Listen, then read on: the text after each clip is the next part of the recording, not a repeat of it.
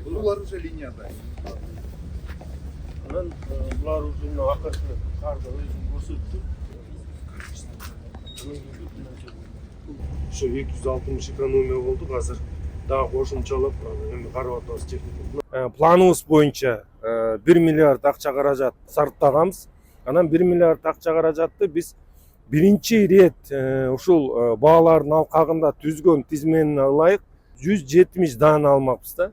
Анан кийин заводдорго түздөн түз ушу биздин жетекчиликтин тапшырмасы менен жерине жиберип ушул заводдор менен сүйлөшүү жүргүзгөндө биз 170 даана техниканы алгандан кийин 450 миллион сом үнөмдөгөнгө мүмкүнчүлүк алдык. 1 миллиардга жана баалар менен караганда 170 эле техника алдык. Бүгүн ошол техниканын жарымынан эле аз турат. Азыр сиз көргөндөй батпай калды анткени. Анан ошол 217 техникадан 150-сі келди. Калганы келатат. Буюрса бир февралдын 20-ларында толук техника келет.